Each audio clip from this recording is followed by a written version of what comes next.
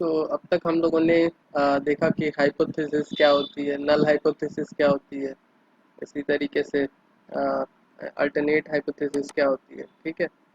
और हम लोगों ने कुछ और टेक्निकल टर्म देखे, जैसे आई मीन ऑब्जर्वेशन या सैंपल पॉपुलेशन क्या होता है, ठीक है। फिर उसके बाद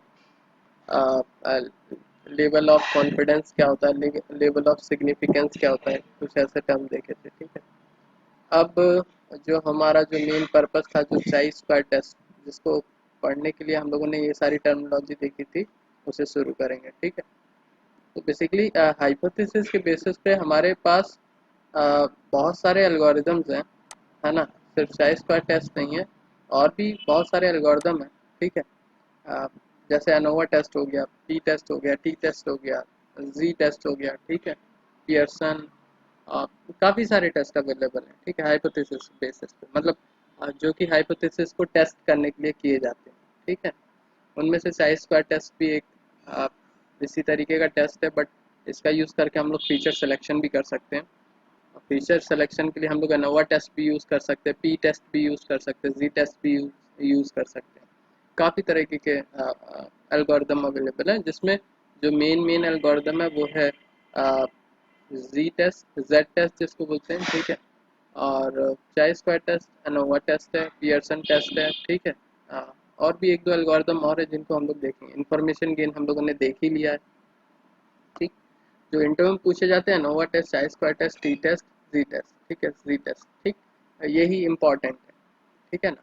तो इनको एक एक करके हम लोग देखते हैं। सबसे पहले हम लोग देखेंगे चाई स्क्वायर टेस्ट क्या क्या है, कैसे काम करता है, और इसके बेसिस पे हम लोग फीचर सिलेक्शन कैसे करेंगे, ठीक है। तो हाँ, कुछ थ्योरी यहाँ पर लिखी हुई है, उसको हम लोग पढ़ते हैं और फिर उससे कुछ कंक्लूजन निकालने की कोशिश करेंगे, ठीक है। तो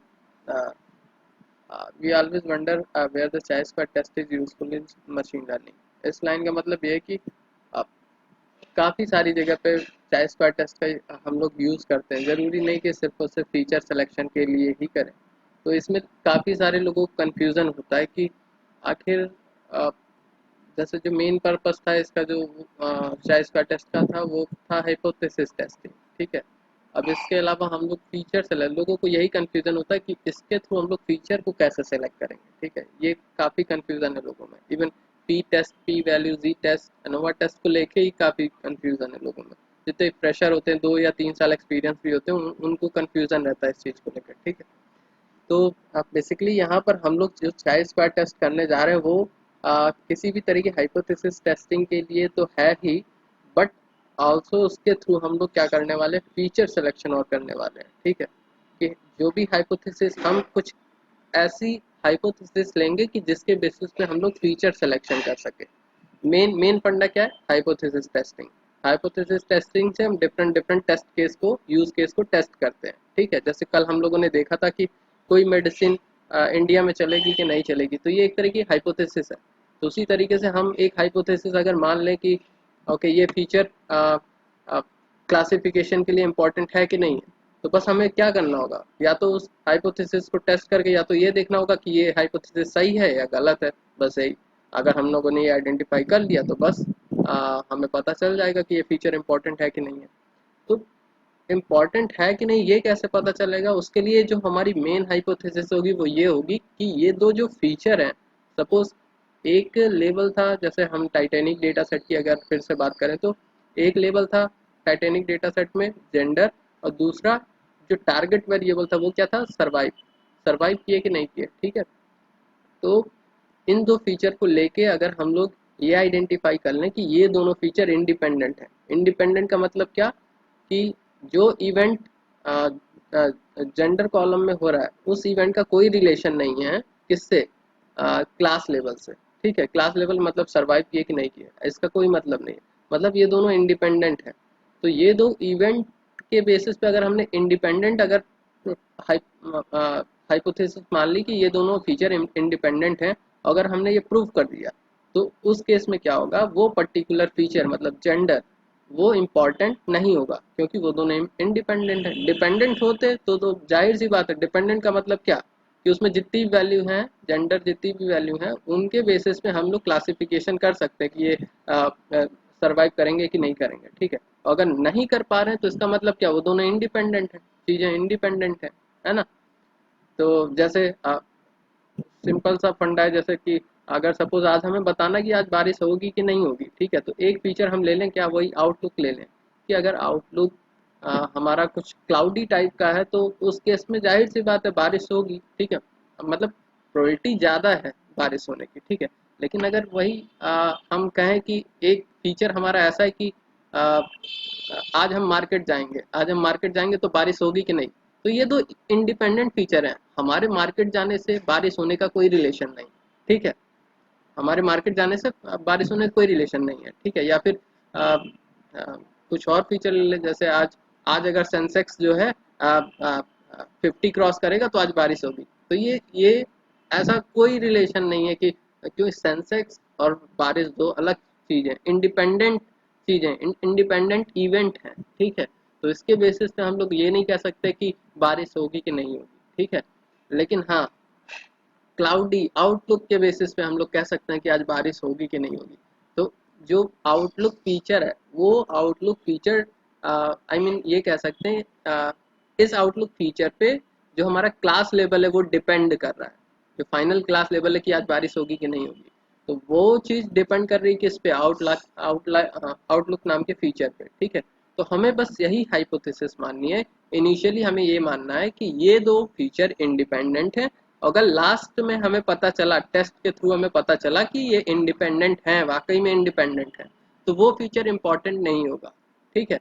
और साथ ही साथ हमें एक लेवल ऑफ सिग्निफिकेंस और लेवल ऑफ कॉन्फिडेंस भी लास्ट में मिलेगा टेस्ट से, कि कितने कॉन्फिडेंस के साथ हम कह रहे हैं कि ये दोनों इंडिपेंडेंट है, ठीक है।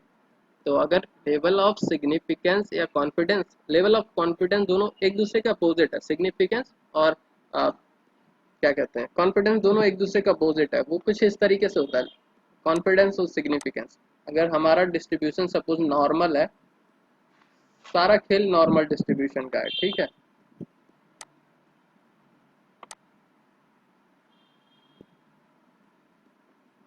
अगर हमारा डिस्ट्रीब्यूशन कुछ इस तरीके से है,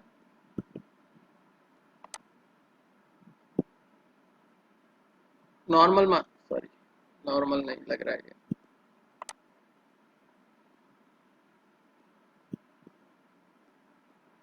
सपोज नॉर्मल डिस्ट्रीब्यूशन है, तो जो टेल पॉइंट्स होते हैं इस डिस्ट्रीब्यूशन में, जो टेल पॉइंट्स होते हैं, इनको बोला जाता है क्या, लेवल ऑफ सिग्निफिकेंस, ठीक है। और जो हमारे normal distribution, main normal distribution जो कि मीन के पास जो डेटा पॉइंट होते हैं, उनको बोला जाता है कॉन्फिडेंस, इसको बोला जाता है सिग्निफिकेंस, ठीक है।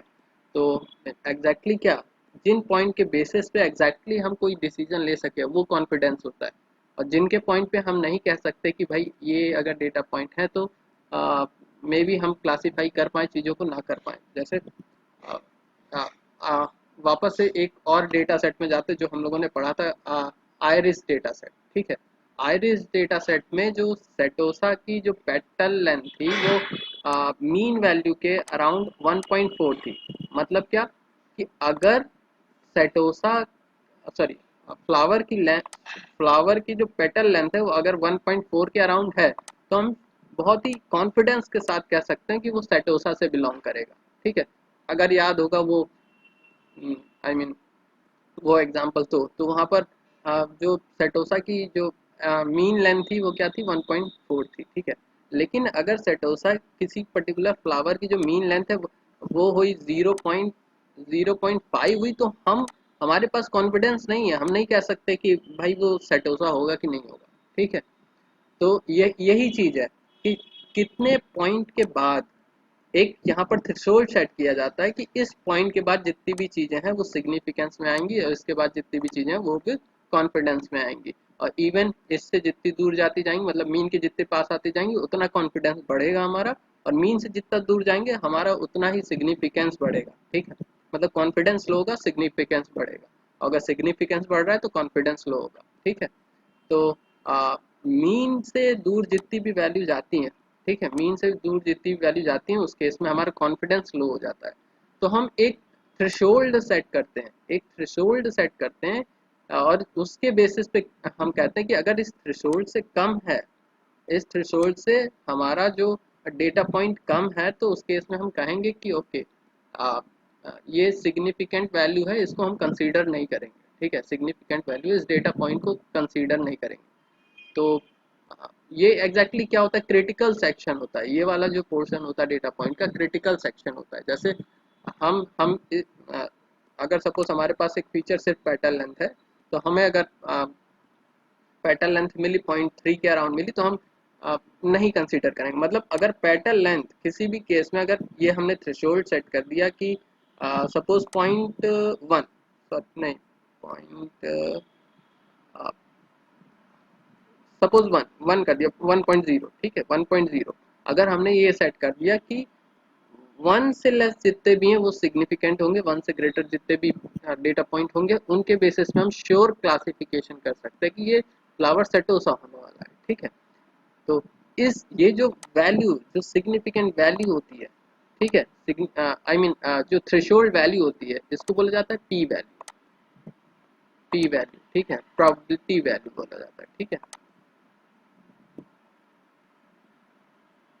ठीक, तो इस पी वैल्यू के बेसिस पे ही हम क्या करते हैं, कैटेगराइजेशन करते हैं हर चीज़ का, कि ओके, आप जो हमारा टेस्ट जो हम करने जा रहे हैं, ठीक है, अगर ये टेस्ट का रिजल्ट पी वैल्यू से लेस है, तो हम मानेंगे पी वैल्यू से लेस है, इस आई मीन जो टेस्ट का रिजल्ट आया है वो पी वैल्यू से अगर लेस है, तो हम कहेंगे सिग्निफिकेंट है, और अगर ग्रेटर है तो वो क्या होगा, हमारा स्ट्रांग होगा, मतलब कॉन्फिडेंस होगा। ठीक है, मतलब हम उसको, अगर सपोज जैसे हमने टेस्ट किया और हाइपोथेसिस टेस्टिंग में हमने पी वैल्यू एक सेट कर रखी थी, समझने की कोशिश करना, थोड़ा सा कंफ्यूजन होगा। ठीक है, और सपोज हाइपोथेसिस में हमने मान रखा था कि आ, जो पेटल लेंथ है, अगर petal length, sorry, one one माना है ना हमने, ठीक है, वन, ठीक है, वन, वन अगर 1 से ग्रेटर है, और यहाँ पर भी एक थ्रेशोल्ड सेट करेंगे मैक्सिमम में भी, ठीक है,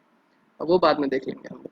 तो हमने अगर सपोज पी वैल्यू सेट कर दी है 1.0, ठीक है, और जब हमने टेस्ट किया, हमने टेस्ट से ये पाया कि मैक्सिमम जो सैंपल में फ्लावर थे वो 1 से ज़्यादा हो रहे थे या 1 से कम, मतलब मैक्सिमम फ्लावर में जो स्टेटोस, सॉरी, फिर से बोल रहे हैं हम, ठीक है, पहले तो हमने एक डेटा सेट देखा, उसके बेसिस पे हमने पी वैल्यू सेट कर दी। ठीक है, अब जो हम एक रैंडम सैंपल चूज करेंगे, उस सैंपल में हम चेक करेंगे कि क्या सेटोसा की जो लेंथ है, ठीक है, जो सेटोसा की पेटल लेंथ है वो क्या वन वन से लेस है। अगर 1 से लेस है, तो उस केस में हम कहेंगे कि हमारी हाइपोथेसिस, जो नल हाइपोथेसिस है, वो गलत है, क्योंकि हमने यहाँ माना है 1, जबकि 1 से हमारी क्या है, लेस भी हो सकती है, ग्रेटर भी हो सकती है। ठीक है, कुछ इस तरीके से, ठीक है ना। तो नल हाइपोथेसिस कह रहा है कि अगर 1 से ग्रेटर है तब तो ठीक है, तो 1 से ग्रेटर अगर हमारे आ रहे हैं सेटोसा की लेंथ, ठीक है, मैक्सिमम सेटोसा की लेंथ अगर 1 से ग्रेटर आ रहे हैं, हमारे स्कोर ग्रेटर आ रहा है, तो उस केस में कहेंगे हमारी नल हाइपोथेसिस करेक्ट है। ठीक है, अगर 1 से लेस आ रहे हैं, तो हम कहेंगे हमारी हाइपोथेसिस रॉन्ग है। ठीक है, आई होप समझ में आया होगा आप लोगों को। आई मीन ये फंडा बताने का सिर्फ यही मतलब था कि पी वैल्यू क्या होती है। पी वैल्यू एक थ्रेशोल्ड वैल्यू होती है। ठीक है, अगर पी वैल्यू को हम लिख रहे हैं 0.05, ठीक है, तो इसका मतलब क्या है कि हम अपने डेटा सेट में टोटल 5% का इग्नोरेंस कर सकते हैं।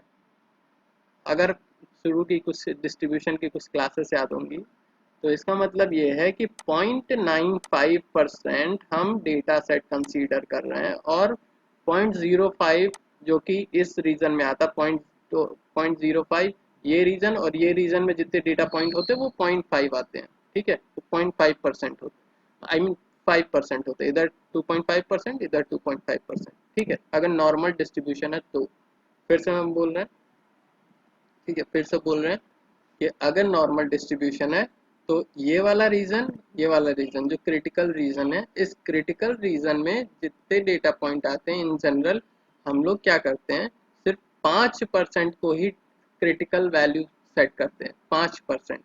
ठीक है, तो ये पी वैल्यू हमने कैसे चूज की, सेटोसा लेंथ के केस में कैसे चूज की, हमने देखा कि 95% जो सेटोसा फ्लावर थे उनकी लेंथ 1 से ग्रेटर थी, तो इसके बेसिस पे हम लोगों ने पी वैल्यू सेट कर दी 1।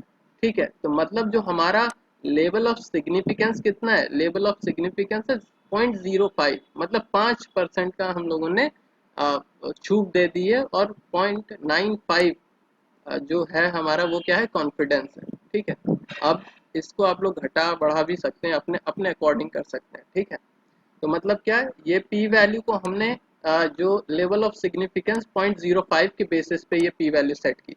ठीक है, फिर से ठीक है, ये पी वैल्यू कैसे सेट की हमने, लेवल ऑफ सिग्निफिकेंस जो हमें बताया गया, ये हम डिसाइड करेंगे कि लेवल ऑफ सिग्निफिकेंस कितना होना चाहिए, क्रिटिकल सेक्शन कितना होना चाहिए। ठीक है, ये हम डिसाइड करेंगे। ठीक है, तो हमने कहा कि ठीक है, क्रिटिकल सेक्शन 5% होना चाहिए। ठीक है, I mean level of significance, इसको यहाँ क्रिटिकल सेक्शन ना बोल के बोलेंगे यहाँ level of significance. Hello sir. हाँ हाँ। सर आवाज ब्रेक हो रहा है। आवाज ब्रेक हो रहा है सर। सबके यहाँ ब्रेक हो रहा है कि सिर्फ प्रज्योत के में? नहीं सर, सबके यहाँ ब्रेक हो रहा है और बहुत ज्यादा ब्रेक है। प्रणाम। कल से सर बहुत ज्यादा ब्रेक हो रहा है आवाज। आप वैसे अ, नेट तो, नेट हमें तो सही चल रहा एक सेंटेंस के दो तीन शब्द, दो तीन। Sure sir. है। तो फिर से एक बार हम सारी चीज़ें एक्सप्लेन कर रहे हैं। ठीक है, इन जनरल हाइपोथेसिस टेस्टिंग में क्या होता है, आपके पास एक हाइपोथेसिस दी जाती है, आपको एक हाइपोथेसिस दी जाती है, लेवल ऑफ सिग्निफिकेंस दिया जाता है, और एक टेस्ट एल्गोरिदम दिया जाता है। आप टेस्ट करते हो उस हाइपोथेसिस को, जो भी रिजल्ट आता है आप लेवल ऑफ सिग्निफिकेंस के बेसिस पे डिसाइड करते हो कि ओके, जो हमारे हाइपोथेसिस है वो ट्रू है कि नहीं है। ठीक है, क्योंकि ज़रूरी नहीं कि जो आपने हाइपोथेसिस में जो वैल्यू सेट करी है जो 1, ज़रूरी नहीं है वो टेस्ट में 1 ही आए। तो 1 से कितना डेविएट हो रहा है, आप वो होता है लेवल ऑफ सिग्निफिकेंस। ठीक है, 1 से जैसे हमने यहाँ पर पी वैल्यू सेट कर दी 1, और हमारा जो आउटपुट आया, जो आई मीन जो टेस्ट का स्कोर आया, वो टेस्ट का स्कोर इससे कितना ज़्यादा डिविएट कर रहा, 5% कर रहा। आई मीन अगर सिग्निफिकेंस 0.5 है, आई मीन 0.05 है, मतलब 5%। तो अगर पी वैल्यू से, या जो थ्रेशोल्ड वैल्यू है उससे अगर 5% का डेविएशन है तो चलेगा। ठीक है, लेकिन 5% से ज़्यादा डेविएशन है तो नहीं चलेगा। ठीक है, तो इसके बेसिस, मतलब लेवल ऑफ सिग्निफिकेंस, इस थ्रेशोल्ड के बेसिस पे ही हम लोग जो टेस्ट का रिजल्ट आया उसको कहते हैं, उसके बेसिस पे हम कहते हैं हाइपोथेसिस सही है कि गलत है। ठीक है, तो यहाँ पर भी हमें यही करना पड़ेगा, जो हमारा चाई स्क्वायर टेस्ट है, चाई स्क्वायर टेस्ट में भी हम लोग कुछ पैरामीटर सेट करेंगे, हाइपोथेसिस सेट करेंगे, तब जाके आगे बढ़ेंगे। ठीक है, फिलहाल सबसे पहले हम लोग चाई स्क्वायर टेस्ट का फॉर्मूला देख लेते हैं। ठीक है, चाई स्क्वायर टेस्ट का फॉर्मूला क्या होता है, observation I minus expectation I square. ठीक है, एक्सपेक्टेशन ऑफ आई मतलब जो हमारी हाइपोथेसिस की एक्सपेक्टेशन है, ओरिजिनल वैल्यू क्या है, एक्सपेक्टेड वैल्यू क्या है, इनका निगेशन, फिर उसका स्क्वायर, और फिर एक्सपेक्टेशन। तो हर एक रो के लिए हम लोग एक वैल्यू एक्सपेक्ट करेंगे। ठीक है, डिपेंड करता है, जैसे अगर कोई न्यूमेरिक वैल्यू है तो हम वहाँ पर हो सकता है मीन सेलेक्ट कर लें कि मतलब ओके, जहाँ जहाँ पर भी पैटर्न लेंथ, मतलब हर एक इंस्टेंस का जो पैटर्न लेंथ है वो 1.4 होना चाहिए, तो वो एक्सपेक्टेड हो गया। ऑब्जर्वेशन में क्या होगा, ऑब्जर्वेशन में किसी एक पर्टिकुलर इंस्टेंस के लिए हो सकता है 1.3 हो, किसी के लिए 1.2 हो, किसी के लिए 1 हो, किसी के लिए हो सकता है 0.9 हो, है ना, वो ऑब्जर्वेशन हो गया। समझ रहे हो ना, डेटा सेट में जैसे मल्टीपल रो होंगी, एक एक एक फ्लावर के लिए petal length petal width sepal length sepal width. ठीक है, फिर उस दूसरी रो के लिए petal length petal width sepal length sepal width.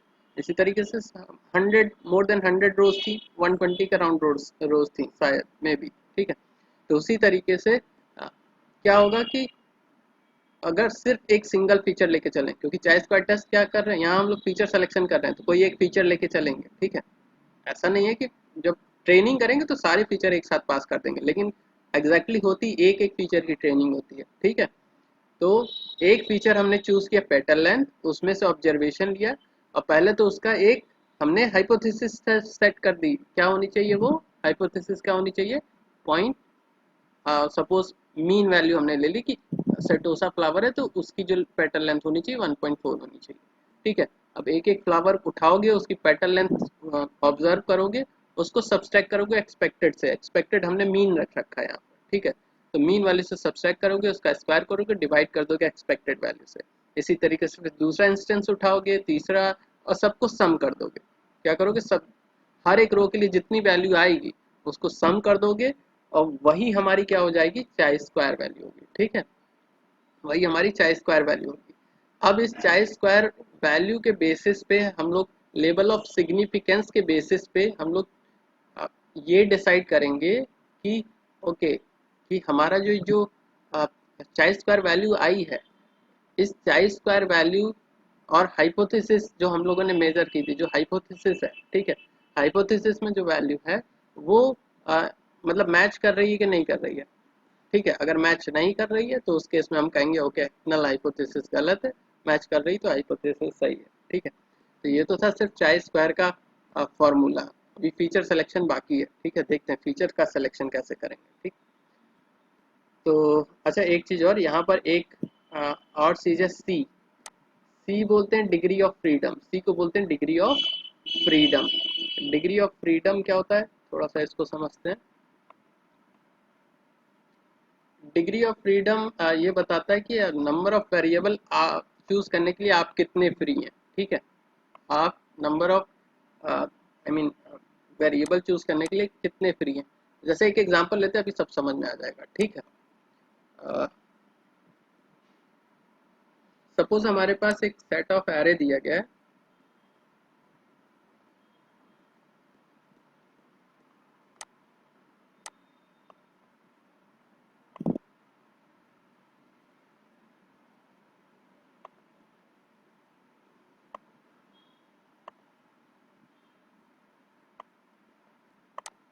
ठीक है, सेट ऑफ एरे दिया गया है, ठीक है। हम चाहते हैं कि तीन नंबरों का सम, तीन नंबरों का सम इक्वल्स टू हो जाए, आई मीन लेट्स से 6, ठीक है। अब तीन नंबर, हमें तीन वेरिएबल चूज करने हैं, ठीक है। हमें क्या करना है, तीन वेरिएबल चूज करने हैं, है ना। तो तीन वेरिएबल में पहला तो हमने सपोज चूज कर लिया 2, ठीक है, प्लस सेकंड वेरिएबल सपोज हमने चूज कर लिया 3, और जो तीसरा वेरिएबल होगा, वैसे इक्वेशन क्या होगी, मतलब तीन नंबरों का सम अगर 6 हो जाए, अगर ये हमारी इक्वेशन है, हमारा ये टास्क है, तीन इसमें से कुछ ऐसे तीन नंबर चूज करने हैं जिनका सम 6 हो, ठीक है। तो यहाँ पर इक्वेशन कैसे लिखेंगे, x1 plus x2 plus x3 equals to 6, ठीक है। अब इनमें हम क्या करेंगे, सेलेक्ट करेंगे एक एक वैल्यू। सपोज x1 की वैल्यू हमने ले ली, आई मीन 2, x2 की वैल्यू ले ली हमने 3, और जो x3 है, x3 की वैल्यू अब चूज करने का हमारे पास ऑप्शन नहीं है, बाई फोर्स हमें वन ही सेलेक्ट करना पड़ेगा, ठीक है। क्योंकि हमने ऑलरेडी दो नंबर ऐसे चूज कर लिए हैं, अब इनके अलावा अगर हम कोई और वैल्यू चूज करेंगे, मतलब वन के अलावा अगर x3 की कोई और वैल्यू चूज करेंगे तो वो 6 के इक्वल नहीं होगा, ठीक है। तो यहाँ पर क्या हो गया, x3 मतलब 2 plus 3 plus x3 equals to 6। अब यहाँ से x3 की वैल्यू हम निकाल सकते हैं, तो x3 की वैल्यू क्या हो जाएगी, 1। तो हमें जो थर्ड पैरामीटर चूज करना है वो क्या होगा, 1 ही होगा, ठीक है, ये श्योर है, ठीक है। तो हमारे पास तीन वेरिएबल दिए गए थे, तीन वेरिएबल दिए गए थे, हमारे पास फ्रीडम कितने को सेलेक्ट करने की थी, दो को सेलेक्ट करने की थी, और तीसरी बाई फोर्स हमें चूज करनी होगी, बाई चॉइस नहीं, बाई फोर्स चूज करना होगा, ठीक है। इसी तरीके से एक और एग्जांपल लेते हैं। जैसे हम चाहते हैं कि तीन नंबर ऐसे चूज करें जिनका मीन वैल्यू हो,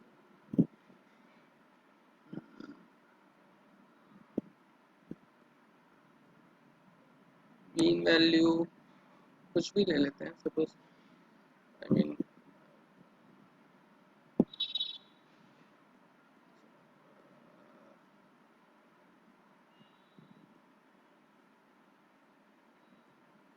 सपोज 4 ले लेते हैं, ठीक है, एग्जांपल, ठीक। तो हम कैसे सिलेक्शन करेंगे, अगर सपोज हमने पहला नंबर ले लिया 2, ठीक है, और दूसरा नंबर अगर हमने ले लिया 4, तो तीसरा नंबर हमें चूज करने के लिए कोई फ्रीडम नहीं है। तीसरा नंबर हमें आइडेंटिफाई करना पड़ेगा। डिवाइड इक्वल्स टू क्या होना चाहिए, मतलब 3 नंबर ऐड करने के बाद हमें 3 से डिवाइड करना चाहिए पड़ेगा, ठीक है, और इसकी वैल्यू किसके बराबर होनी चाहिए, 4 के। तो x3 की वैल्यू क्या आएगी, 6, ठीक है। तो हमने 2 वेरिएबल चूज किए, तीसरा हमें चूज करने की फ्रीडम नहीं थी।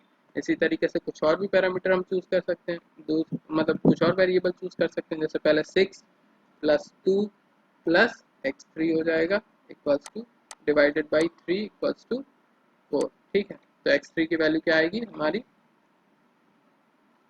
x3 की वैल्यू अराउंड 4, ठीक है। तो इस तरीके से हम लोग क्या करते हैं, वेरिएबल का सिलेक्शन करते हैं। तो जितनी फ्रीडम हमारे पास है वेरिएबल को सेलेक्ट करने की, उन्हीं को क्या बोला जाता है, डिग्री ऑफ फ्रीडम। इसी तरीके से अगर हम डेटा सेट की बात करें, अगर सपोज हमारे पास एक टाइटेनिक डेटा सेट है, ठीक है, वापस से टाइटेनिक डेटा सेट पे आते हैं, या छोड़ो आइरिस पे ही रहते हैं, ठीक है, आइरिस पे ही रहते हैं।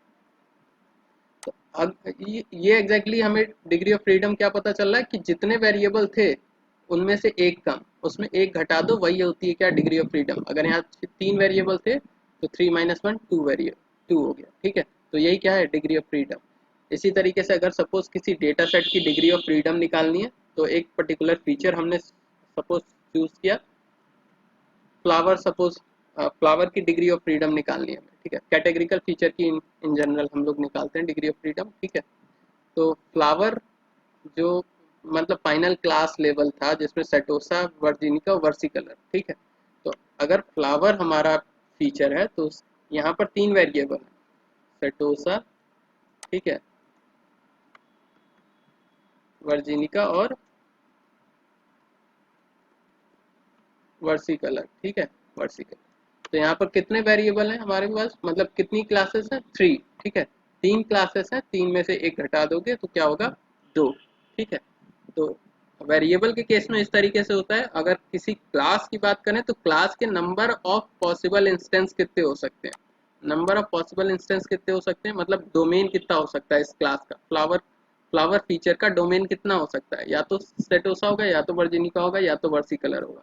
तो इसकी जो डिग्री ऑफ फ्रीडम होगी वो होगी 3 माइनस 1 इक्वल्स टू 2, ठीक है। अब ये डिग्री ऑफ फ्रीडम क्यों निकालना है, इसके बारे में अभी हम लोग बात करेंगे, ठीक है। डिग्री ऑफ फ्रीडम का भी चाय स्क्वायर टेस्ट में थोड़ा सा यूज होता है, तो उसके बारे में हम बात करेंगे। बस हमें अभी अभी फिलहाल इतना जानना था कि डिग्री ऑफ फ्रीडम क्या होता है। अभी अभी सब समझ में आएगा, अभी सारी चीज़ें को रिलेट हो जाएंगी, ठीक है। तो इसी फॉर्मूला के बेसिस पे एक काम करते हैं हम लोग, चाय स्क्वायर जो टेस्ट है वो अपने डेटा सेट पे करेंगे, ठीक है। कैसे करेंगे, सपोज हमारे पास एक डेटा सेट है, एक सिंपल सा डेटा सेट है, ठीक है। अच्छा एक चीज़ और, सबसे पहला काम तो क्या होना चाहिए, क्योंकि हम लोग फीचर सिलेक्शन करने जा रहे हैं तो हम लोगों को डिसाइड करना पड़ेगा नल हाइपोथेसिस और अल्टरनेटिव हाइपोथेसिस क्या होगी, ठीक है। उसके बेसिस पे फीचर सिलेक्शन करेंगे, ठीक है। तो अगर हम लोग मान लेते हैं कि 2 वेरिएबल आर इंडिपेंडेंट, और अगर टेस्ट से ये पता चलता है कि वाकई में इंडिपेंडेंट है, तो मतलब क्या कि वो फीचर इम्पॉर्टेंट नहीं है। तो हमने यहाँ पर एक हाइपोथेसिस मानी, क्या कि 2 वेरिएबल आर इंडिपेंडेंट, दोनों अलग है वेरिएबल, ठीक है। अल्टरनेटिव हाइपोथेसिस क्या हो जाएगी, just suppose it 2 variable are not independent, ठीक है, मतलब इंडिपेंडेंट हो जाएगा, ठीक। अब ये तो हमने हाइपोथेसिस डिफाइन कर ली। अब इसके बाद हम लोग क्या करने वाले हैं, लेवल ऑफ सिग्निफिकेंस भी यहाँ पर डिसाइड करेंगे। तो लेवल ऑफ सिग्निफिकेंस अगेन हम वही 5% मान के चल रहे हैं, ठीक है, 0.05, ठीक है, 0.05 मान के चल रहे हैं लेवल ऑफ सिग्निफिकेंस। अभी अभी सारी चीज़ें कोरिलेट होंगी कि लेवल ऑफ सिग्निफिकेंस कहाँ यूज़ करना, कैसे यूज़ करना, सारी चीज़ें होंगी, ठीक है। अब एक डेटा सेट हम देख रहे हैं, ठीक है, एक हम डेटा सेट ले रहे हैं, ठीक है, जिसमें हमारे डेटा सेट में कुछ रोज थी और कुछ कॉलम्स थे, ठीक है। टोटल हमारे पास 400 डेटा पॉइंट्स थे, ठीक है, 400 डेटा पॉइंट्स थे, और कुछ इस तरीके से,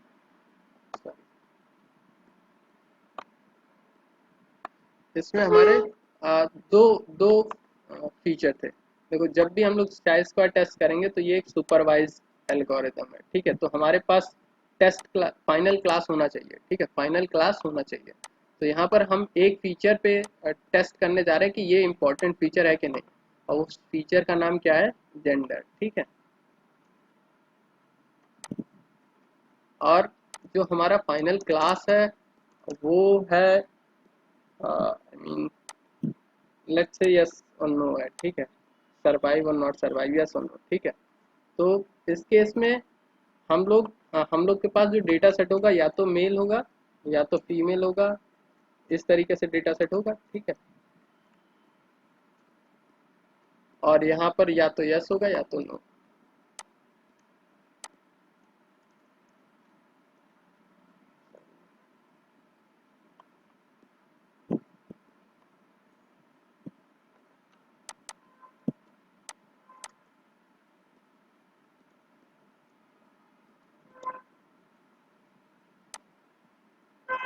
ठीक है, इस तरीके, ठीक है। अब सबसे पहला काम क्या करना है इस डेटा सेट के बेसिस पे, कहाँ गया ये वाला इस डेटा सेट के बेसिस पे हमें एक कंटिजेंसी मैट्रिक्स बनानी पड़ेगी। मैट्रिक्स क्या, कि कितने ऐसे मेल हैं जिनके करस्पॉन्डिंग जो क्लास लेवल है वो यस है, और कितने ऐसे मेल हैं जिनके करस्पॉन्डिंग क्लास लेवल क्या है, नो, ठीक है।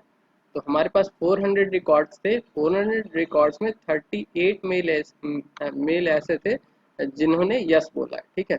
और आ, जो 178 मेल ऐसे थे जिन्होंने नो बोला, ठीक है।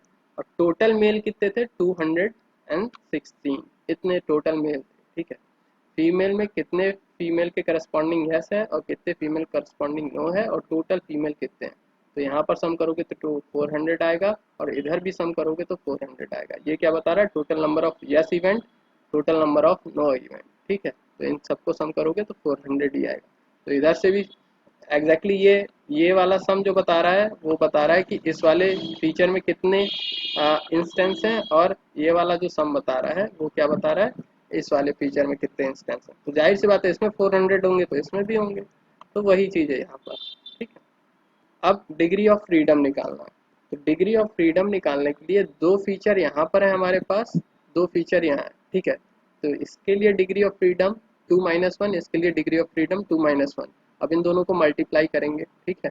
तो एग्जैक्टली ऐसे ही निकाला जाता है। अगर दो डिपेंडेंट हम सॉरी दो फीचर के साथ चल रहे हैं तो क्या करेंगे, पहले फीचर की डिग्री ऑफ फ्रीडम -1 इंटू दूसरे फीचर की डिग्री ऑफ फ्रीडम -1, इन दोनों का मल्टीप्लिकेशन होकर जो भी आउटपुट आएगा वही इस पूरे डेटा सेट की डिग्री ऑफ फ्रीडम हो जाएगी, ठीक है। इसकी डिग्री ऑफ फ्रीडम हो जाएगी। तो हमें डिग्री ऑफ फ्रीडम मिला क्या, 1, ठीक है।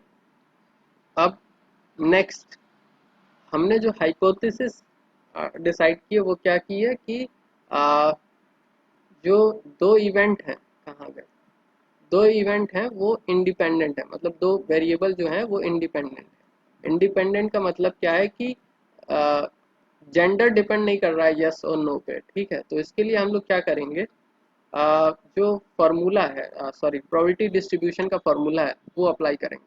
तो अगर दो इवेंट इंडिपेंडेंट हैं तो उनका जो इंटरसेक्शन की प्रोबेबिलिटी होगी वो क्या होगी, probability of first event into probability of second event, ठीक है। जैसे एक होता है ना, एक होता है जॉइंट प्रोबेबिलिटी होता है, ठीक है। अ, एक एग्जांपल से समझते, सिंपल एग्जांपल है, ठीक है। कि सपोज दो कॉइन हम लोग टॉस कर रहे हैं, ठीक है। अगर एक में 1 आया है तो दूसरे में 1 आने की पॉसिबिलिटी क्या है, प्रोबेबिलिटी क्या है, ठीक है। एक तो क्वेश्चन ये हो गया। अब इस क्वेश्चन में समझना ये है कि जो पहला वाला इवेंट है, ठीक है, सॉरी जो दूसरा वाला इवेंट है वो हम किस पे बेस कर रहे हैं, मतलब किस पे बेस हो रहा है, पहले इवेंट पे। ये थोड़ा सा एग्जांपल गलत है, कोई और लेते हैं। हाँ, एक एग्जांपल ये बढ़िया एग्जांपल, कि अगर आज आउटलुक क्लाउडी है, ठीक है, तो उस केस में बारिश होने, रेनिंग के कितने चांस है, क्या प्रोबेबिलिटी है, ठीक है। तो ये कंडीशनल प्रोबेबिलिटी हो जाती है कि अगर ये कंडीशन है तो ये क्या कहते हैं, इसकी प्रोबेबिलिटी क्या होगी, नेक्स्ट इवेंट की प्रोबेबिलिटी क्या होगी, ठीक है। तो एग्जैक्टली हम लोगों ने यहाँ पर क्या कर रखा है, हम लोगों ने मान रखा है हाइपोथेसिस में कि दो इवेंट इंडिपेंडेंट हैं, डिपेंड नहीं कर रहे हैं, मतलब एक कुछ ऐसा है कि आई मीन वो जैसे अगर दो दो कॉइन अगर हम लोग सपोज टॉस कर रहे हैं, तो हम अगर एक दूसरे कॉइन पे अगर डिपेंड नहीं करते हैं तो क्या होगा कि अगर टॉस को एक कॉइन को अगर हम लोग मतलब टॉस करते हैं तो उस केस में हेड या टेल आने की प्रोबेबिलिटी क्या होगी, आई मीन क्या कहते हैं 50% होगी। इसी तरीके से दूसरे हेड आई मीन दूसरे कॉइन में भी जो हेड और टेल आने की प्रोबेबिलिटी क्या होगी 50% होगी। ठीक है, अब हमने इन दोनों इवेंट के होने की प्रोबेबिलिटी मतलब कि अगर एक में वन आया है दूसरे में भी वन आए इसकी अगर प्रोबेबिलिटी निकालनी हो तो हम क्या करेंगे, पहले की वन आने की प्रोबेबिलिटी मतलब पहले पहले कॉइन में वन आने की प्रोबेबिलिटी मल्टीप्लाई बाय दूसरे कॉइन में वन आने की, one in the sense tail tail की बात कर रहे हैं। ठीक है, ओके फिर से शुरू से करते हैं। ठीक है, थोड़ा सा कंफ्यूजिंग हो गया। सपोज हमारे पास दो कॉइन है, ठीक है, आ, दोनों कॉइन पेयर कॉइन है हेड और टेल वाले। ठीक है, इसी तरीके से एक कॉइन इसी हेड और टेल, दूसरे कॉइन में भी हेड और टेल। तो अगर हमारी कंडीशनल प्रोबेबिलिटी नहीं है, दोनों सिक्के अलग अलग हैं, जैसे अभी जो एग्जांपल लिया था क्लाउडी वाला, वहाँ डिपेंडेंसी थी कि क्लाउडी होगा तो मे भी रेनी होगा। यहाँ पर डिपेंडेंसी कुछ नहीं है भाई, एक को उछालोगे तो हेडोटेल आ सकता है। अब वो पहला दूसरा सिक्का उसको रोक थोड़ी देगा कि उसमें ठीक है, अगर पहले सॉरी आई मीन अगर पहले में अगर हेड आया तो दूसरे में हेड नहीं आएगा, ऐसी कोई कंडीशन तो है नहीं। दोनों इंडिपेंडेंट है, दोनों सिक्के इंडिपेंडेंट है। ठीक है, तो अब हम निकालना क्या चाह रहे हैं ये भी मायने रखता है। हम ये निकालना चाह रहे हैं कि अगर दो सिक्कों को उछालें हम, तो अगर एक में वन आया है तो दूसरे में भी वन आने की क्या प्रोबेबिलिटी है, या फिर अगर सॉरी वन नहीं, टेल टेल, ठीक है, बार बार वन आ रहा है। ठीक, असल में हमें सिक्का माइंड में है, वो 1 रुपीज का सिक्का माइंड में है, इसलिए वन वन बार बार बोलते रहे। ठीक है, तो अगर एक एक सिक्के को टॉस करने पे अगर टेल आ रहा है तो दूसरे सिक्के को टॉस करने पे क्या प्रोबेबिलिटी होगी कि वन आएगा। ठीक है, इस टेबल से समझते हैं हम एग्जैक्टली क्या निकालना चाह रहे हैं। हम ये निकालना चाह रहे हैं कि अगर फीचर मेल है तो उस केस में यस की प्रोबेबिलिटी क्या होगी। उसी तरीके से अगर फीचर मेल है नो की प्रोबेबिलिटी क्या होगी। उसी तरीके से अगर फीचर फीमेल है तो नेक्स्ट फीचर में यस की प्रोबेबिलिटी क्या है। अगर एक फीचर में फीमेल है तो दूसरे फीचर में नो की प्रोबेबिलिटी क्या है। ये चार प्रोबेबिलिटी हमें निकालनी है। जैसे सिक्के सिक्के पे वापस जाते हैं, अगर एक में टेल आए तो दूसरे में टेल आने की प्रोबेबिलिटी क्या है, एक में हेड आए तो दूसरे में टेल आने की प्रोबेबिलिटी क्या है। ठीक है, इसी तरीके से दूसरे में अगर हेड आया है तो पहले में टेल आने की प्रोबेबिलिटी क्या है, दूसरे में अगर टेल आया है तो पहले में हेड आने की प्रोबेबिलिटी क्या है, कुछ इस तरीके से। और यही टास्क हमारा यहाँ पर है। हमारे पास दो फीचर हैं, एक के होने पे दूसरे की क्या प्रोबेबिलिटी है, एक के होने पे दूसरे की क्या प्रोबेबिलिटी है। यहाँ पर क्योंकि दो ऑप्शन है हमारे पास मेल और फीमेल, तो दोनों के लिए निकालेंगे। तो हमें टोटल चार वैल्यूज निकालनी है, एक तो ये, एक तो ये, एक तो ये और एक तो ये। ठीक है, तो मेल है तो यस की प्रोबेबिलिटी क्या होगी, नो है सॉरी मेल है तो नो की होने की प्रोबेबिलिटी क्या होगी, फीमेल है तो यस की होने की प्रोबेबिलिटी क्या होगी, फीमेल है तो नो की होने की प्रोबेबिलिटी क्या होगी। ठीक है, कुछ इस तरीके से निकालना। ये था हमारा ओरिजिनल डेटा सेट, ये हमारा ओरिजिनल डेटा सेट है। अब हम प्रोबेबिलिटी निकालेंगे, और क्योंकि ये दोनों इवेंट इंडिपेंडेंट है तो सिंपल क्या करना है, यस की प्रोबेबिलिटी मल्टीप्लाई बाई मेल की प्रोबेबिलिटी, और कुछ नहीं। इंडिपेंडेंट है, उनको कोई कोई वो नहीं। हमने यही हाइपोथेसिस माना है कि इंडिपेंडेंट है, तो इंडिपेंडेंट है तो डायरेक्ट मल्टीप्लाई करेंगे, हम लोग डायरेक्ट मल्टीप्लाई करेंगे। कुछ वेन डायग्राम में कुछ इस तरीके से होगा। अगर इंटरसेक्शन का आप लोगों को वेन डायग्राम याद होगा, तो क्योंकि इवेंट हमारे क्या हैं इंडिपेंडेंट हैं, हमने माना इंडिपेंडेंट है। ठीक है, तो डायरेक्टली हम लोग क्या कर सकते हैं, मल्टीप्लिकेशन कर सकते हैं। मतलब एक इवेंट ये है तो दूसरा इवेंट ये है, हमने ये माना हुआ है। अगर इंडिपेंडेंट नहीं होते, हमने हाइपोथेसिस मानी होती कि इंडिपेंडेंट नहीं है, तो हमारी जो इंटरसेक्शन का फॉर्मूला होता है वो कुछ और हो जाता। ठीक है, कुछ और हो जाता, तब उस केस में इंटरसेक्शन के केस में ये हमें मिलेगा। ठीक है, तो हम डायरेक्टली मल्टीप्लिकेशन नहीं कर पाते क्योंकि एक दूसरे पे डिपेंड कर रहा है। ठीक है, तो वेन इसी तरह बनाते हैं ना इंटरसेक्शन और उसका। ठीक है, तो वही चीज़ माइंड में रखना है। आई होप सारी चीज़ें क्लियर हो रही होंगी। क्योंकि अलग इवेंट है तो इसलिए डायरेक्ट मल्टीप्लिकेशन कर रहे हैं, सिंपल है। ठीक है, क्योंकि अलग अलग इवेंट हैं, यही हमने हाइपोथेसिस मानी है।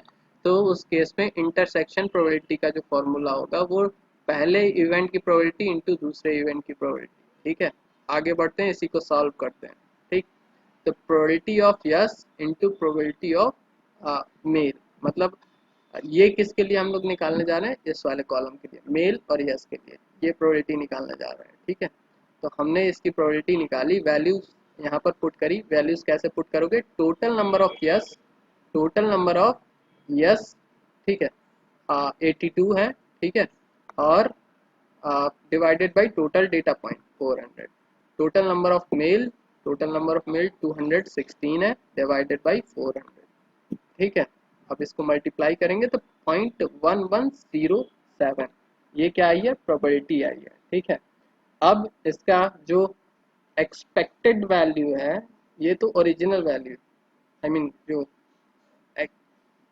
हमें एक्सपेक्टेड वैल्यू, यहाँ पर हम लोग एक्सपेक्टेड वैल्यू निकालना है। ओरिजिनल वैल्यू क्या है हमारी, मेल है और यस है वो 38 है। जो एक्सपेक्टेड आएगी वो हम लोग मेजर करने जा रहे हैं। तो मेजर कैसे करेंगे, जो भी टोटल डेटा पॉइंट है उसको हम लोग प्रोबेबिलिटी से मल्टीप्लाई कर देंगे, तो इतने सारे इवेंट में मेल और यस होने की जितने इवेंट पॉसिबल होंगे वो निकल आएंगे।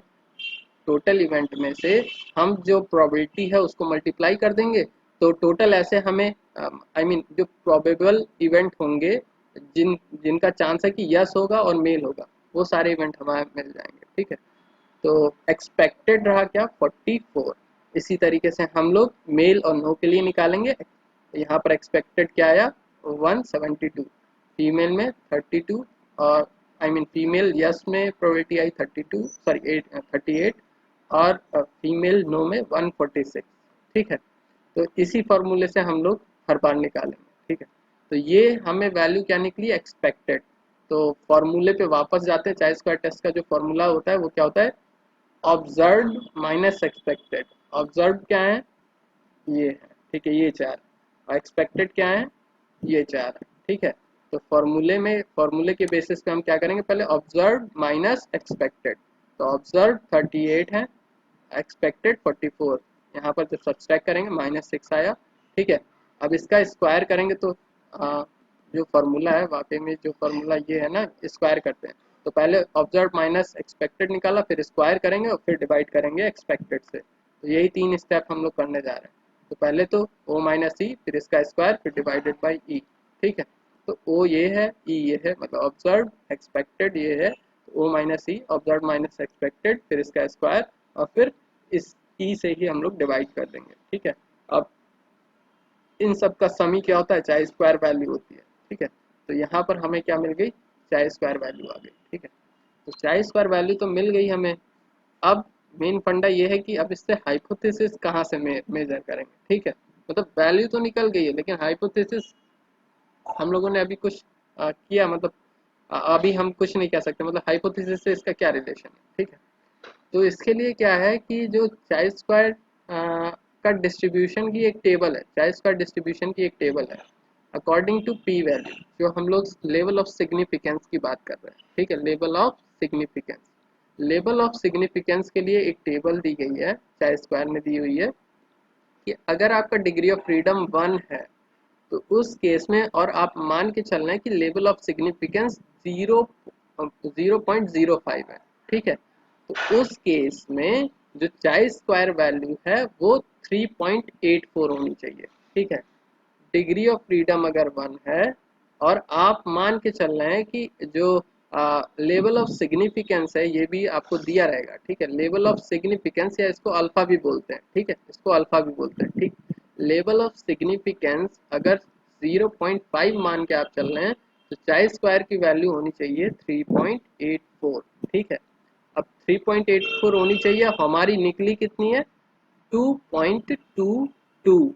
ठीक है, मतलब क्या, ये चाई स्क्वायर क्या है, इस वैल्यू से लेस, चाई स्क्वायर की वैल्यू इस वैल्यू से लेस है।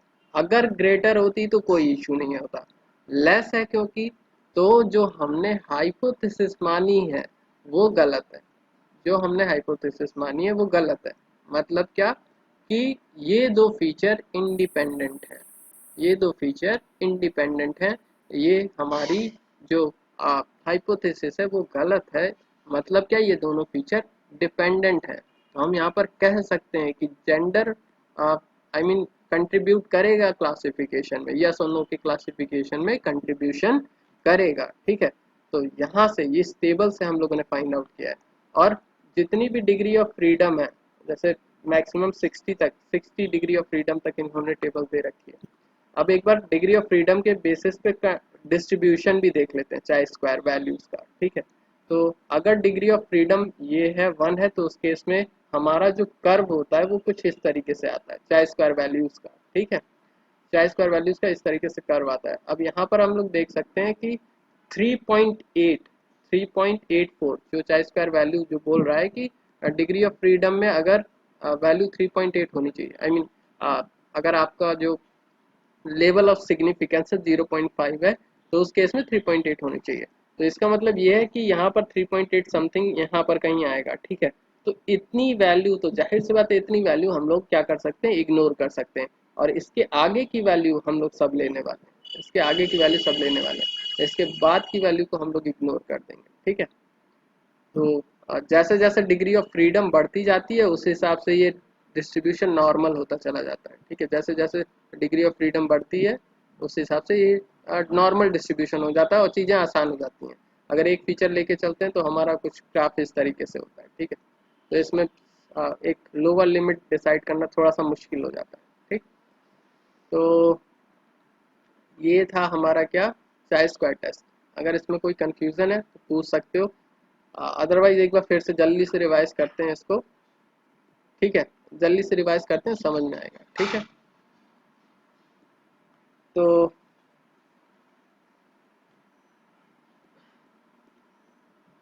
हम यहाँ पर क्या करने वाले हैं, फीचर सिलेक्शन। ठीक है, फीचर सिलेक्शन थ्रू चाय स्क्वायर टेस्ट। ठीक है ना, तो जब भी हम लोग फीचर सिलेक्शन करेंगे तो हाइपोथेसिस के बेसिस पे फीचर सिलेक्शन करेंगे। एक हम नल हाइपोथेसिस मानेंगे, हमेशा एक नल हाइपोथेसिस मानेंगे कि दो फीचर जो है, आई मीन जो एक जो फीचर जिसका हम इम्पोर्टेंस निकालने जा रहे हैं वो फीचर और जो क्लास लेवल है, ठीक है, वो दोनों जो फीचर है वो क्या है, इंडिपेंडेंट है। हम ये मान के चलेंगे कि इस फीचर के बेसिस पे हम क्लासिफिकेशन नहीं कर सकते, I mean two variable are independent, simple. ठीक है, ये हाइपोथेसिस मानेंगे और इसके बेसिस पे अगर ये हाइपोथेसिस रॉन्ग हो जाती है तो हम कहेंगे कि ये वेरिएबल, कोई एक वेरिएबल दूसरे पर डिपेंडेंट है। ठीक है, अब उसके बाद हमें क्या करना है, चाय स्क्वायर टेस्ट करना है। चाय स्क्वायर टेस्ट करने पे हमें एक चाय स्क्वायर वैल्यू मिलेगी। ठीक है, चाय स्क्वायर वैल्यू मिलेगी। अब उस चाय स्क्वायर वैल्यू के बेसिस पे हम लोग जो हाइपोथेसिस है, ठीक है, हाइपोथेसिस में हमें एक चीज और दी जाएगी। ठीक है, कि ये तो आपकी इंडिपेंडेंट वाली हाइपोथेसिस है, साथ ही साथ जो आपका लेवल ऑफ सिग्निफिकेंस है वो 0.5 या 0.2 या कुछ भी, जो भी दी जाएगी उसके बेसिस पर। ठीक है, तो अगर हमें सिर्फ मान के चलना है कि हम लोग ठीक है 5% तक ही हम टॉलरेट कर सकते हैं, तो हम जो लेवल ऑफ सिग्निफिकेंस डिसाइड करेंगे वो 0.5 डिसाइड करेंगे। ठीक है, अब इसी के बेसिस पे हम लोग वो करेंगे। तो चाय स्क्वायर टेस्ट हम लोग करेंगे, चाय स्क्वायर वैल्यू मिलेगी, उस चाय स्क्वायर वैल्यू को हम लोग किसके साथ मेजर करेंगे, level of significance, I mean जो लेवल ऑफ सिग्निफिकेंस होगा उस लेवल ऑफ सिग्निफिकेंस की क्या वैल्यू होनी चाहिए चाय स्क्वायर डिस्ट्रीब्यूशन में। ठीक है, चाय स्क्वायर डिस्ट्रीब्यूशन में क्या वैल्यू होनी चाहिए, आई मीन ये कुछ इस तरीके से, जैसे देखो डिग्री ऑफ फ्रीडम अगर 1 है तो उस केस में जो डिस्ट्रीब्यूशन है वो ये इस तरीके से होता है। आई मीन जब मेल और फीमेल है, आप जब उसको प्लॉट करोगे तो जाहिर सी बात है इसी तरीके से डिस्ट्रीब्यूशन मिलेगा। तो अगर मेल और फीमेल में डिस्ट्रीब्यूशन इस तरीके से है तो उसमें हमने बोल दिया डिग्री ऑफ फ्रीडम अगर 0, I mean degree of freedom कह रहे हैं, डिग्री ऑफ फ्रीडम का मतलब ये है कि दो ही लेवल है, हमारा जो जेंडर है दो ही लेवल है, तो दो लेवल है तो हमारा जो ग्राफ मिलेगा वो इस तरीके से मिलेगा। ठीक है, और इस ग्राफ में ये जो 0.05% का मतलब कि 0.05 यहाँ पर कहीं आएगा, इसके बाद जितने भी डेटा पॉइंट हैं उनको हम लोग क्या कह सकते हैं, क्रिटिकल सेक्शन में बोल सकते हैं। ठीक है, तो ये जो डिस्ट्रीब्यूशन है, जो डिग्री ऑफ फ्रीडम 1 का जो डिस्ट्रीब्यूशन है उसमें आई मीन हर एक डिग्री ऑफ फ्रीडम के लिए चाय स्क्वायर ने क्या किया है, कि एक वैल्यू निकाल के रख ली है, एक एक वैल्यू निकाल के रख ली है कि ओके डिग्री ऑफ फ्रीडम ये है, तो इसमें जो 0.5% होगा, पॉइंट सॉरी 0.5 5% जो होगा उसकी वैल्यू होगी 3.8, ठीक है। अगर डिग्री ऑफ फ्रीडम 2 है तो उसके इसमें 5% की वैल्यू क्या होगी, तो डिग्री ऑफ 2 में 5% की वैल्यू उस टेबल में लिख दी है उन्होंने कि ओके डिग्री ऑफ फ्रीडम अगर 2 है तो उस केस में 5% की वैल्यू क्या होगी वो लिख दी है, आई मीन चाहे स्क्वायर वैल्यू क्या होगी, ठीक है। उसी तरीके से डिग्री ऑफ फ्रीडम अगर 3 है, डिग्री ऑफ फ्रीडम 3 है तो उस केस में चाहे स्क्वायर की 5% की वैल्यू क्या होगी, 10% की वैल्यू क्या होगी, 15% की वैल्यू, ये सब टेबल यही बता रहा है, ठीक है।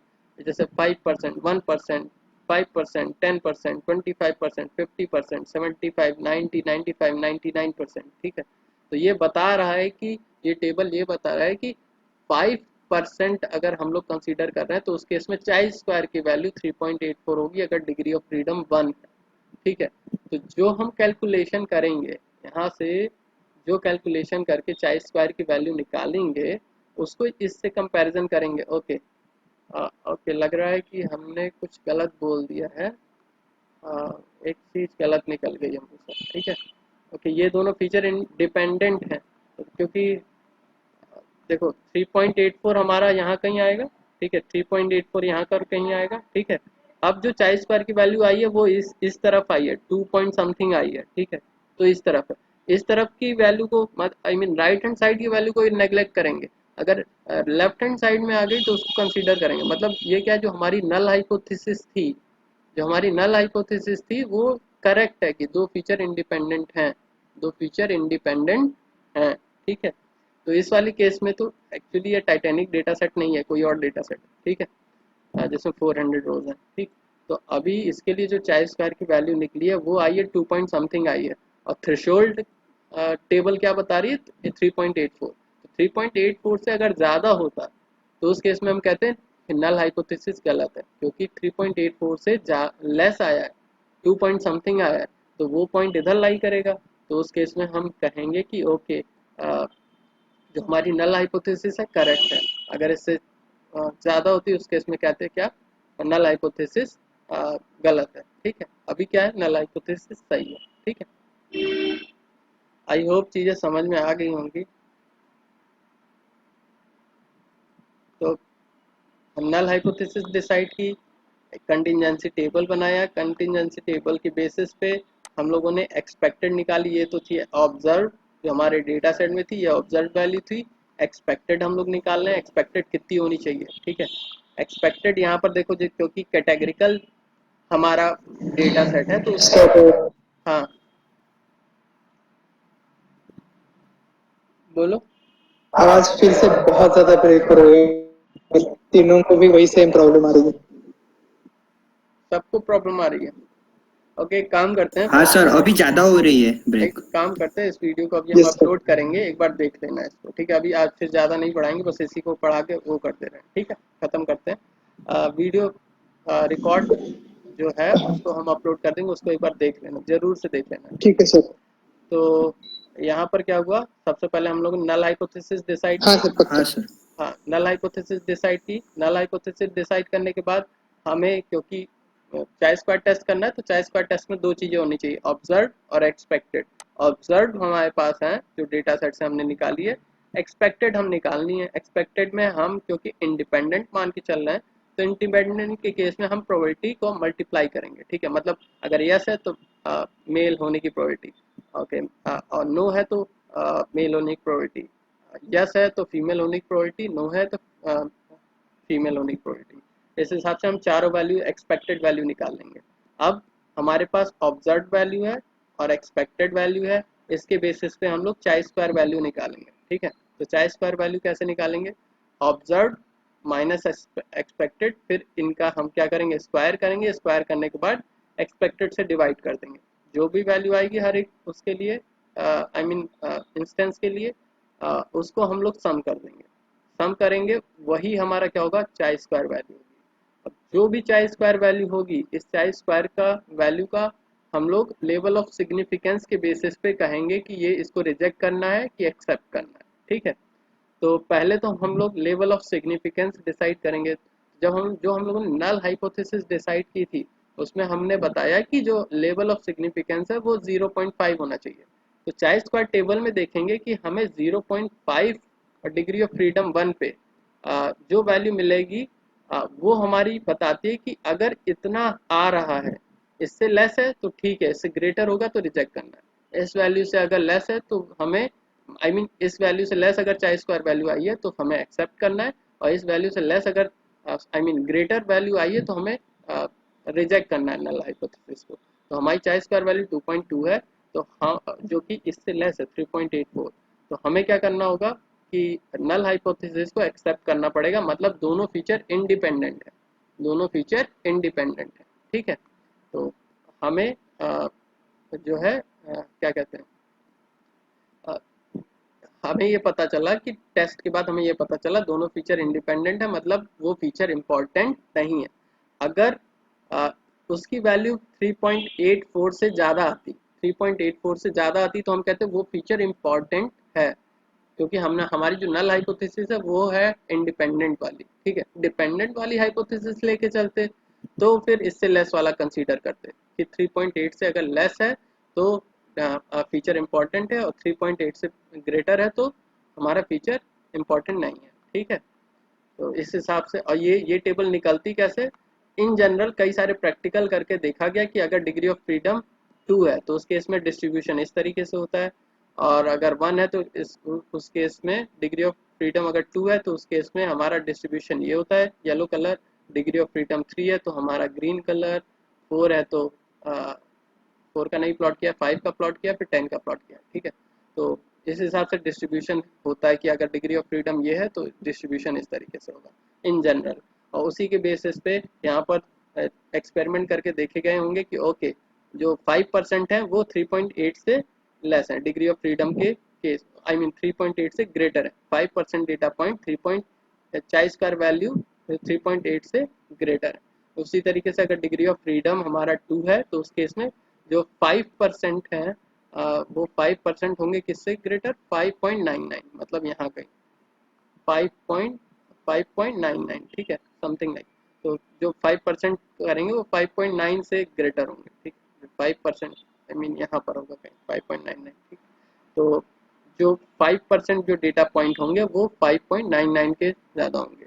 ठीक है, उसी तरीके से अगर डिग्री ऑफ फ्रीडम हमारी 3 है तो 5% डेटा पॉइंट 7.81 से ग्रेटर में आएंगे, जिनको हमें इग्नोर करना है, जो कि क्रिटिकल है। ठीक है, वो 5% बता रहा है, वो क्रिटिकल डेटा पॉइंट है। ठीक है, तो इस तरीके से हम लोग क्या करते हैं, चाई स्क्वायर की मदद से फीचर का सिलेक्शन करते हैं। अब इसका बस कोड हम लोग जल्दी से देख लेते हैं, सिंपल सा कोड है। ठीक है, सिंपल हमें क्या करना है, sklearn फीचर सिलेक्शन से चाई स्क्वायर इंपोर्ट करना है, फिर चाई स्क्वायर में हमारा x डेटा सेट और y डेटा सेट पास कर देना। ठीक है, और चाई स्क्वायर स्कोर रिटर्न करता है। ठीक है, स्कोर रिटर्न करता है हर एक उसका। ठीक, स्कोर देख लेते हैं हम लोग।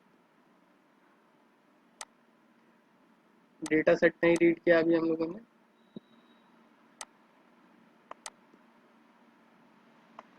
अच्छा, एक चीज और, चाय स्क्वाड जो टेस्ट होता है वो कैटेगरिकल फीचर के लिए होता है। ठीक है, चाय स्क्वाड टेस्ट कैटेगरिकल फीचर के लिए होता है। उसके अभी इस बारे में हम लोग को काफ़ी बातें करनी है, कहाँ पर चाय स्क्वाड लगाना है, कहाँ पर एनोवा टेस्ट लगाना है, कहाँ पर कौन सा टेस्ट लगाना है, इस बारे में हम लोग को बात करनी है। ठीक है,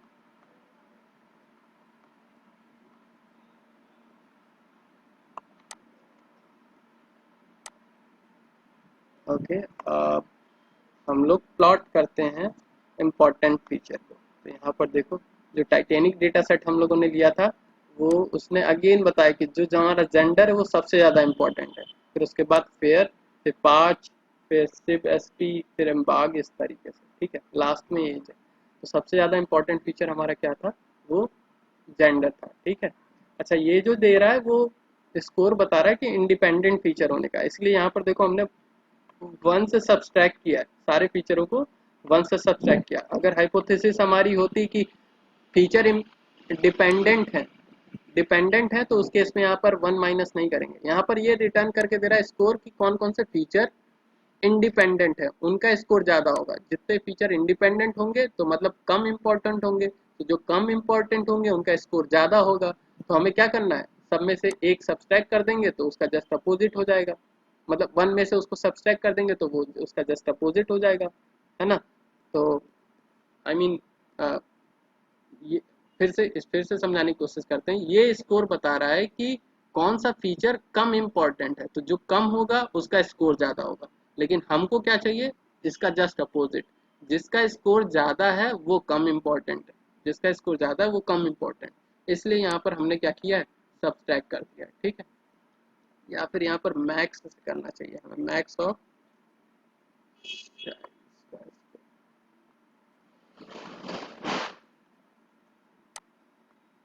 और तब भी ठीक है, उसी हिसाब से आया, ठीक है।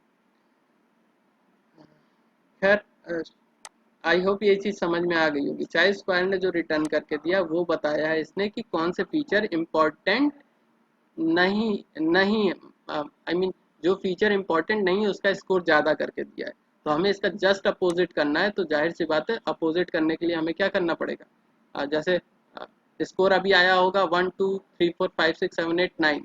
अब हमें क्या करना है, 9 वाले को छोटा बनाना है, 1 वाले को बड़ा बनाना है। तो क्या करेंगे, अगर सब में से हम 9 सब्सट्रैक्ट कर दें तो जो वैल्यू आएगी वो क्या होगी, 9 वाले की 0 हो जाएगी, 1 वाले की क्या हो जाएगी -8, और उसकी एब्सोल्यूट वैल्यू ले लेंगे तो उसी हिसाब से जो 1 होगा वो बड़ा हो जाएगा और 9 होगा वो छोटा हो जाएगा, ठीक है।